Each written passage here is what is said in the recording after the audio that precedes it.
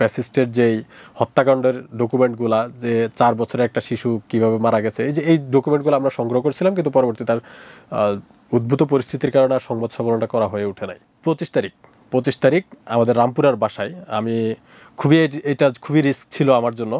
আমার ফ্যামিলি ওখানে থাকে, তারপরও আমি খুবই গোপনে আব্দুল হান্নান মাসুদকে ওখানে একটা ফ্ল্যাটে রাখি, একটা রুমে, কেউ জানতে পারে নাই। ইভেন আমার ওই যে ঢাকা বিশ্ববিদ্যালয়ের যে ছোটো ভাই, ওই ছোটো ভাইও জানতে পারে নাই আর কি, যে এখানে আব্দুল হান্নান মাসুদ আছে। তো এইভাবে হচ্ছে আমাদের আন্দোলনটা চলতে থাকে। তো আন্দোলন চলার পর আমরা 26 তারিখ আমাকে আব্দুল হান্নান মাসুদ যথারীতি প্রোগ্রামের জন্য বের হয়। এরই মধ্যে হচ্ছে গত কয়েকদিন আমরা আবার বের হয়ে আমরা বিভিন্ন কাজ করতাম। হান্নান মাসুদকে যে বিভিন্ন জায়গায় গিয়ে কল ধরতো, 2-3 কিলোমিটার দূরে গিয়ে বিভিন্ন জনকে কল করতো, আব্দুল কাদেরের সাথে, আবু বকর মজুমদার, এদের সাথে সমন্বয় করতো। এরই মাঝে হচ্ছে আবার আব্দুল হান্নান মাসুদ, নাহিদ এবং আসিফের সাথে দেখা করতে যায়। ওখানে আমার সাথে রিফাত রশিদের পরিচয় এবং হচ্ছে মাহিন সরকারের পরিচয়। ওখানে 24 তারিখে দেখা করতে যায়,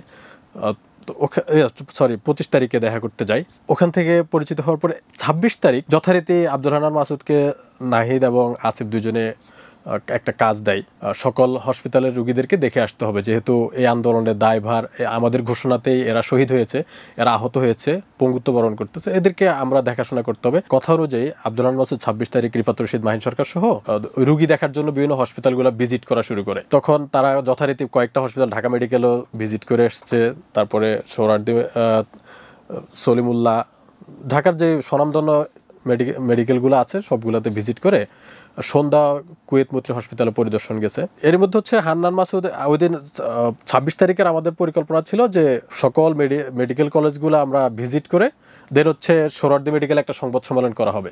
তো সংবাদ সম্মেলনে কিছু ডকুমেন্ট লাগবে, যে গত কয়দিনে যে প্যাসিস্ট হাসিনা যেভাবে বর্বর হত্যাকাণ্ড চালিয়েছে, এই যে এগুলার কিছু ডকুমেন্ট লাগবে। আব্দুল হান্নান মাসুদ আমাকে বলে যে ভাই আপনি হচ্ছে এই কাজটা করেন।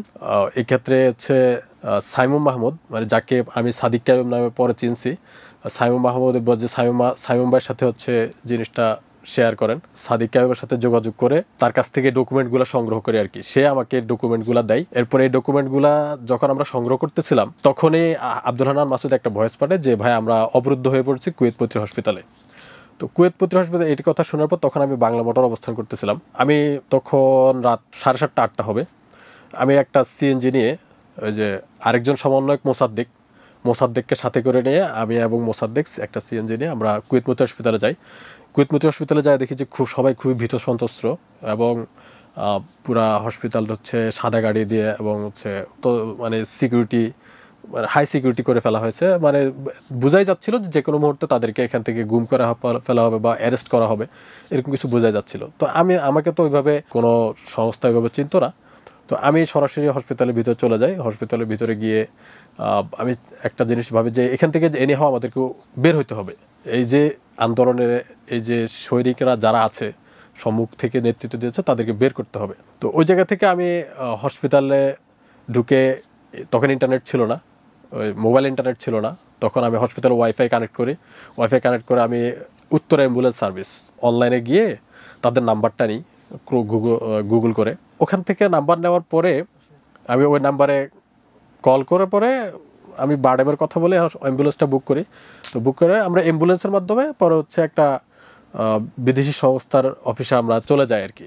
এটা হচ্ছে আমাদের মানে 26 তারিখের পূর্ববর্তী বিদেশি সংস্থার ওখানে গিয়ে আমরা পরবর্তী কার্যকলাপগুলো চালনা করি। এখানে উল্লেখ একটা জিনিস ক্ল্যারিফাই করে দেওয়া ভালো, যে অ্যাম্বুলেন্স নিয়ে যে একটা কথা ঘুরতেছে, যে অ্যাম্বুলেন্স আসলে কে ম্যানেজ করছে, ব্যাপারটা হচ্ছে সাদিক কাইয়ুম নিজের ব্যক্তিগত জায়গা থেকেও 2টা অ্যাম্বুলেন্স ম্যানেজ করছে, এটা আমি পরে শুনছি। এবং ওখানেও আমি একটা দেখতে পাইছি। তো এটা যে আমাদের জন্য পাঠানো হয়েছে, এটা হয়তো নেট যোগাযোগের স্বল্পতার কারণে এই জিনিসটা আমাদের।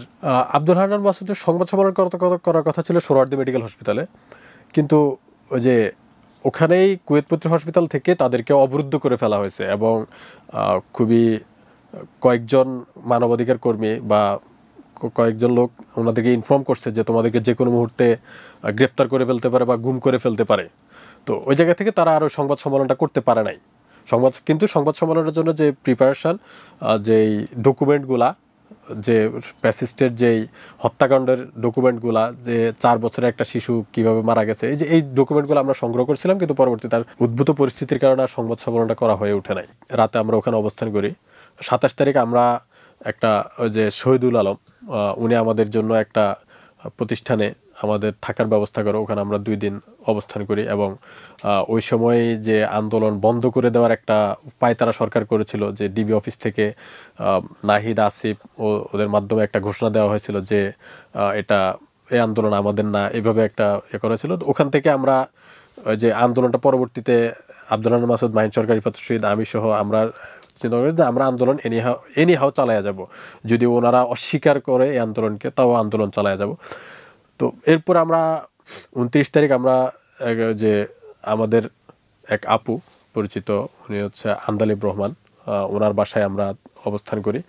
তারপরে ওখান থেকে আমরা ঢাকা ডিওএসএস এর মিরপুর ডিওএসএস আমরা যাই। মিরপুর ডিওএসএস ওখানে আমরা আমাদের বিএনপির একজন পোস্টেড নেতা ওয়াহিদ আলম ভাই, ওয়াহিদ আলম ভাইয়ের বাসায়, ওনার একটা বাইং হাউসে আমরা অবস্থান করি। ওখান থেকে আমরা 3 তারিখ পর্যন্ত আমরা ওখানে অবস্থান করি। তারপর আমরা ওয়াহিদ আলম ভাইয়ের বাইং হাউস থেকে আমরা চলে যাই শেরপুর 2 আসনের 2018 সালের বিএনপির মনোনীত প্রার্থী ছিলেন ফাহিম চৌধুরী, ওই ভাইয়ের বাসায় অবস্থান করি আমরা 3 তারিখ। তারপর আমরা 4 তারিখ অবস্থান করি আমরা বনানী ডিওএসএসে। ওখানে সাবেক একজন আর্মি অফিসার, দুজনে ওনারা হাজব্যান্ড ওয়াইফ দুজনে আর্মি অফিসার ছিলেন, এবং একজন খেতাবপ্রাপ্ত আর্মি অফিসারের বাসায় আমরা অবস্থান করি। ওখান থেকে 5 তারিখে তো আমাদের চূড়ান্ত বিজয় এসে গেছে, তখন আমরা ওখান থেকে চলে আসি।